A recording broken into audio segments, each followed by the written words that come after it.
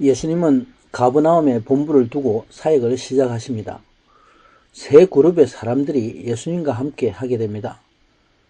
첫 번째는 예수님이 많은 이적을 행하심으로 예수님의 권능을 보고 몰려온 무리들입니다. 두 번째는 늘 예수님과 함께하는 제자들입니다. 그리고 세 번째는 예수님의 가르침을 질시하고 공경하는 바리새인과 서기관 그룹입니다.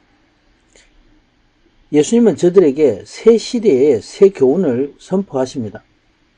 새 포도주와 새 옷의 복음입니다. 이 복음의 말씀이 율법에서 자유케 하는 성령의 법, 생명의 법, 예수님의 새 계명입니다. 저들은 예수님의 권세 있는 이 가르침에 놀랐습니다. 그러나 그 말씀을 이해하지 못했습니다. 더구나 스스로 어렵다 하는 의인과 건강한 부자들, 이들이 누구입니까? 바로 바리새인들과 서기관들은 예수님을 해할 것을 논하고 그 기회를 찾았습니다. 예수님은 27절에 너희 듣는 자에게 이른다 말씀합니다. 여기 듣는 자는 영의 귀가 열린 자들입니다. 스스로 나는 듣는 자라고 하는 사람들이 아니라 하나님이 귀를 열어주신 자들인 것입니다. 예수님은 이들에게 너희 원수를 사랑하라, 너희 미워하는 자를 선대하라 말씀합니다. 또 저주하는 자를 축복하라, 너희를 모욕하는 자를 위해서 기도하라 말씀하십니다. 과연 어떤 사람이 자기의 원수를 사랑할 수 있습니까? 누가 저주하는 자를 향해서 축복하고 기도하며 자기 뺨을 치며 모욕하는 사람들을 환대할 수가 있습니까? 누가 나의 가진 것을 가져가고 뺏고 하는 자에게 더 나누어 줄 수 있습니까? 이 세상에는 그런 사람은 없습니다. 여기에 말씀은 도덕적으로 이런 일을 하라, 이런 노력을 하라는 말씀이 아닙니다. 여기 선행은 세상적으로 도저히 불가능한 말씀입니다. 그러므로 예수님께서 말씀하시는 이 교훈은 새 교훈인데 바로 하나님 나라의 법입니다. 이 말씀을 도덕적으로 억지로 갖다 붙이려 한다 그러면은 이 사람은 위선자일 수밖에 없습니다. 예수님은 원수까지도 사랑할 수 있는 사람이 되라, 이 놀라운 새로운 법을 선포하십니다.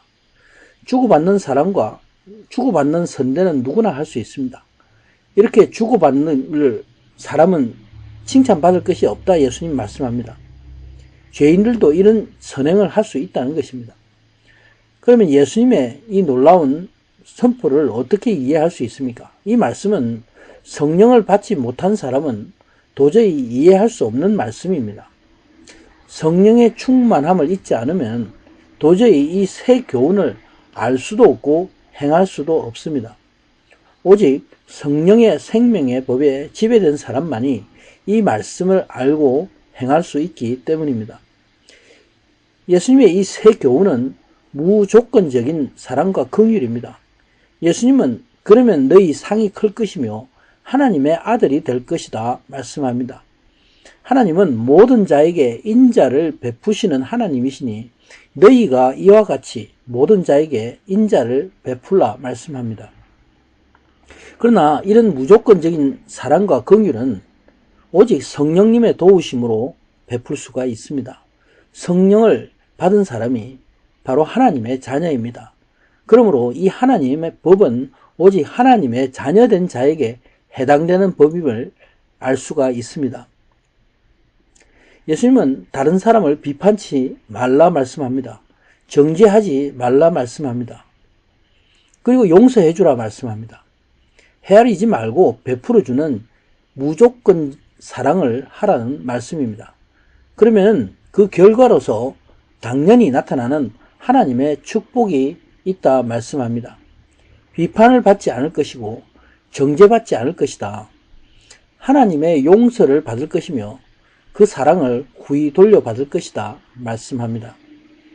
이러한 상과 보답은 세상 사람에게서 돌려받는 것이 아닙니다.